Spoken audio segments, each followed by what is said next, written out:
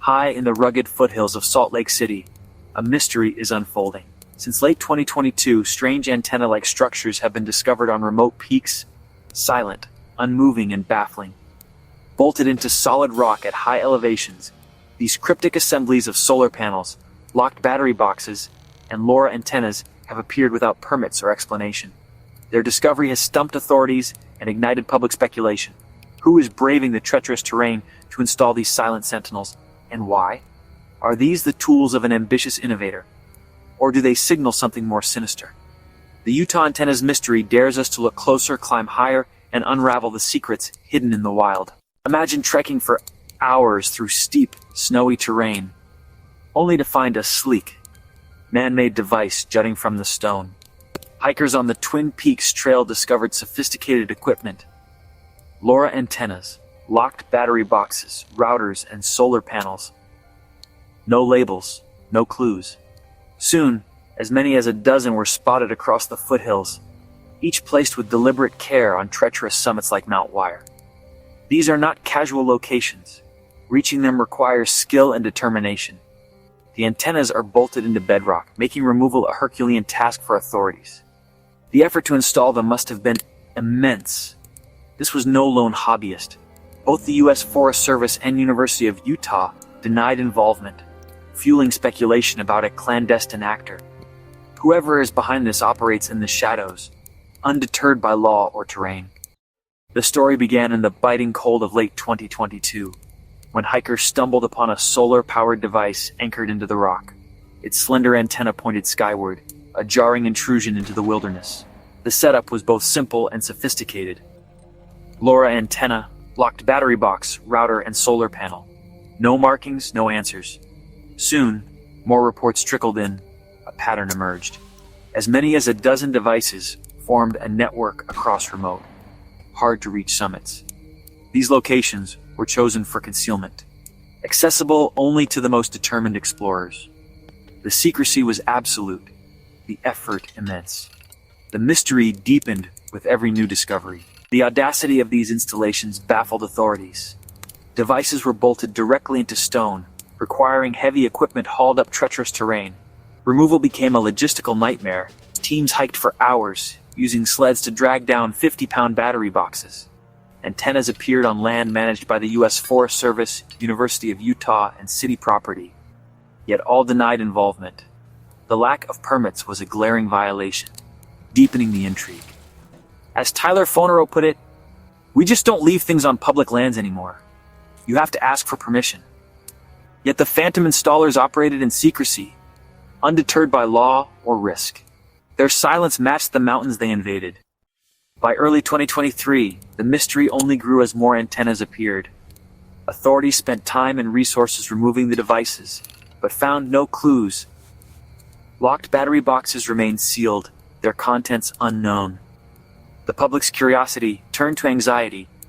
The steady appearance of antennas felt methodical, like an unfolding plan. What were these devices broadcasting or collecting? Why hide them in such unforgiving places? The operation was sophisticated and secretive, the perpetrators skilled and anonymous. A network of ghost machines whispered silent signals across Utah's peaks. The hunt was on, but the trail vanished into thin mountain air. With public concern growing, Salt Lake City's Public Lands Department launched an investigation, but quickly hit practical limits. The wilderness was vast, the antennas remote, and resources stretched thin. The devices themselves were high-end, hinting at technical expertise and significant funding. Without access to the locked boxes or signal traces, investigators were left grasping at shadows. A public plea for information yielded nothing. No one claimed the equipment, no insider spoke up. The scattered placement across city, federal, and university lands suggested a coordinated strategic effort. Was this a single network or multiple actors? No clear pattern emerged. The investigation felt like chasing phantoms through the mountains, the trail cold before it began. As winter tightened its grip, the investigation slowed. Harsh weather made operations impossible, burying trails and shielding antennas. The phantom network was protected by the wilderness it had invaded. This pause gave the perpetrators an open field to operate without fear. For investigators, it was a period of intense frustration. The evidence was inaccessible until the spring thaw. The decision not to force open the locked battery boxes became a critical point in the investigation. The risk was deemed too high. The secrets remained locked away. The digital trail proved just as cold as the physical one. LoRaWAN technology is notoriously difficult to trace. They had built a perfect digital fortress invisible to traditional tracking methods. By February 2025, the mystery was officially at a standstill. The investigation had stalled out, defeated by the terrain and the technology. Yet, the public's fascination reached a fever pitch. The investigation had gone cold, but the story was just heating up. As the official investigation hit a dead end, a new, unofficial one began. It played out not on the snowy peaks of the Wasatch Range, but in the digital wilderness of online forums, social media threads, and YouTube comment sections. The Utah antennas mystery became a public obsession, a crowdsourced investigation where every hiker's photo and every armchair detective's theory was scrutinized. An echo chamber of speculation formed where ideas were shared, amplified, and mutated. The narrative was no longer controlled by the authorities. It was now being written by a global community of curious minds all trying to piece together the same baffling puzzle. The Public Lands Department's plea for information, while failing to unearth a culprit, succeeded in igniting this firestorm of public interest. Photos of the devices were dissected with forensic intensity. Users identified the specific models of the antennas, the likely capacity of the solar panels, and the brand of the weatherproof boxes. They shared links to online guides for building off-grid LoRaWAN gateways, pointing out the striking similarities. This digital sleuthing added incredible detail to the mystery, confirming that the hardware was commercially available but expertly assembled. It painted a picture of a perpetrator who was not just a tech enthusiast, but a master of their craft. This intense public scrutiny, however, did not lead to a consensus.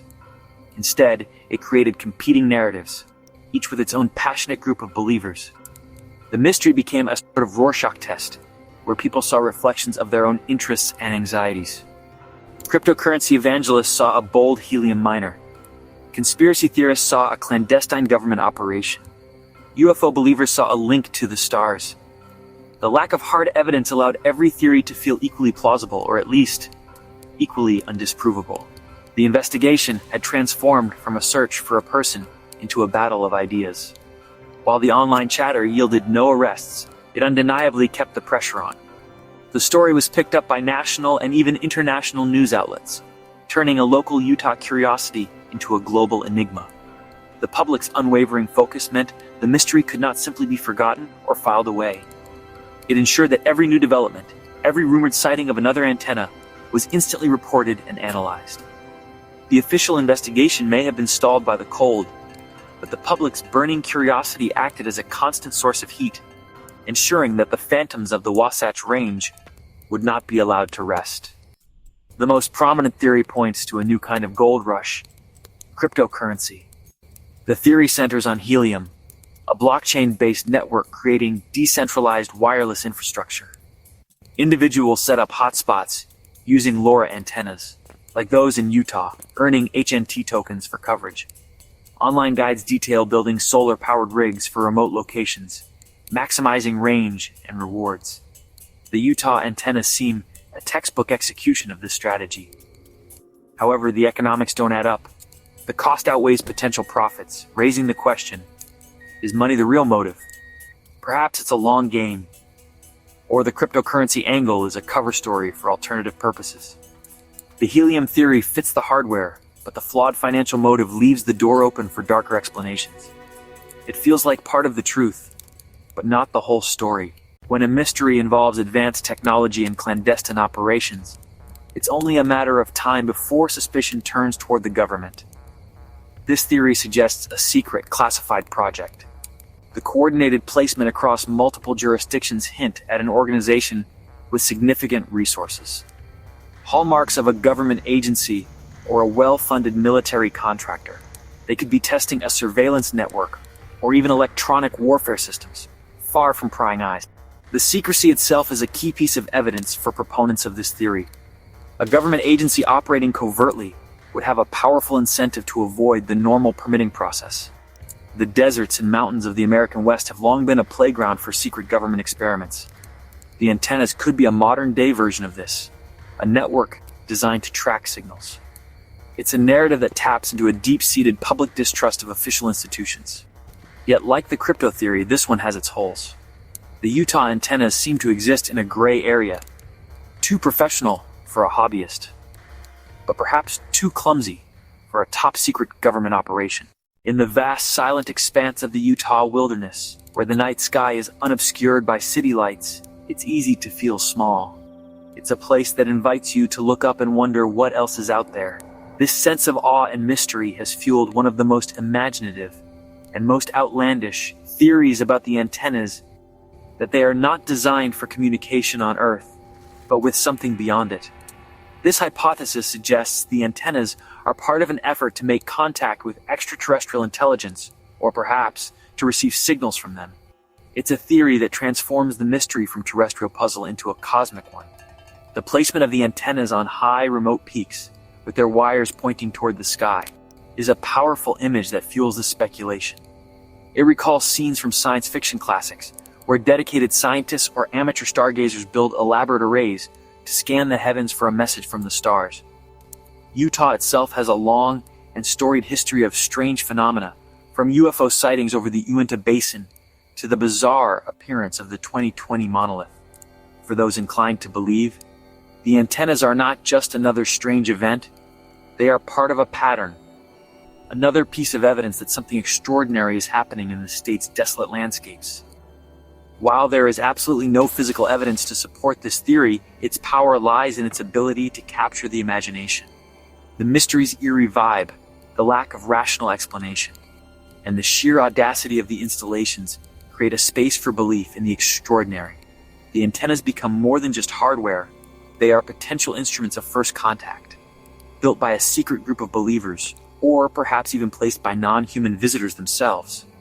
It's a narrative that offers a sense of wonder and cosmic significance, transforming a local crime into an event of potentially galactic importance. Of course, this theory is easily dismissed by skeptics as pure fantasy. The LoRa technology used in the devices is designed for terrestrial, not interstellar, communication. Its range is measured in miles, not light years. However, the theory persists because it speaks to a deep human desire for connection and for answers to life's biggest questions. It's a testament to the power of a good mystery to push the boundaries of our thinking. The antennas may not be listening for aliens, but the fact that people are willing to entertain the idea shows just how profoundly they have captured our collective imagination. Between cryptocurrency and aliens lies the work of rogue innovators. This theory proposes an unauthorized experimental network being tested by a tech company for the Internet of Things. Someone could be secretly building the backbone for a new commercial IoT network using public lands as their free testing ground. The motive here would be to develop and prove a concept without alerting competitors or regulators. The locked boxes and lack of markings are not just for secrecy, but to protect their valuable intellectual property that someone wants to keep hidden for a very good reason. This theory of the rogue innovator is compelling because it accounts for both the sophistication of the technology and the intense secrecy of the operation. They are digital ghosts, building an invisible infrastructure in the shadows of the physical world. Their motives could be anything from pure profit to a radical belief in technological progress unbound by rules. The Utah antennas mystery has become a cultural phenomenon. It resonates so deeply because it taps into our most primal fears and modern fascinations. The antennas are a physical symbol of this anxiety, a tangible representation of the digital unknown. These are public lands, spaces meant to be wild, shared, and free from the intrusions of the modern world. The act of someone secretly bolting their equipment into the ancient stone feels like an act of trespass. This sense of intrusion is amplified by the stark, haunting contrast between the natural beauty of the Utah foothills and the cold, mechanical presence of the antennas. This mystery also evokes powerful comparisons to the 2020 monolith. The antennas feel like the next chapter in this strange story. Ultimately, the mystery thrives because it is a story that is still unfolding and one that invites everyone to participate, turning a simple trek into a brush with the uncanny. The lack of official answers creates a vacuum that the public has eagerly filled. The antennas are a perfect modern-day riddle. The Utah antennas mystery joins a lineage of unexplained phenomena. Like the Isabella Stewart Gardner Museum heist, it tantalizes us with physical clues. Like the Bermuda Triangle, it blends technology and mystery. This mystery hinges on a lack of closure, like the disappearance of Madeleine McCann. The antennas are a constant reminder that the story is incomplete. Here in 2024, the mystery intersects with anxieties about technology. The unauthorized placement of these antennas challenges our trust. Are we witnessing innovation or a symptom of progress outpacing oversight? The silent sentinels of Utah are a reflection of our hopes and fears about the future. The enigma is not just in the wilderness, it's within our own society. As 2024 draws to a close, the Utah antennas mystery remains a stark and haunting cipher. The fundamental questions that ignited this enigma still echo unanswered. The identity of the perpetrator remains the single most elusive piece of this puzzle.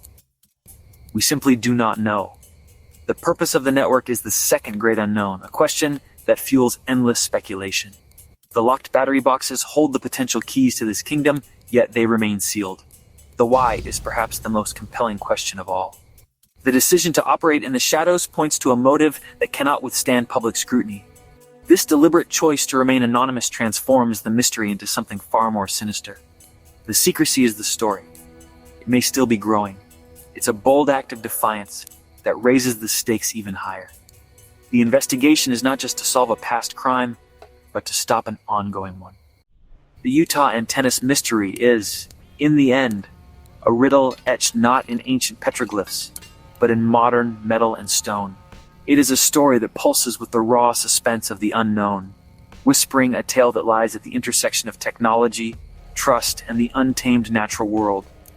The antennas stand as silent sentinels on their lonely peaks, broadcasting secrets we cannot yet decode, their purpose lost in the static between a dozen competing theories. Each hypothesis, from cryptocurrency mining to extraterrestrial communication, challenges us to confront the boundaries of our own understanding and to question what is possible in the hidden corners of our world. As investigators continue their thankless task and new devices reportedly emerge from the winter snows, the antennas serve as a powerful symbol for our anxious age. They are a physical manifestation of the invisible networks and unseen forces that shape our modern lives.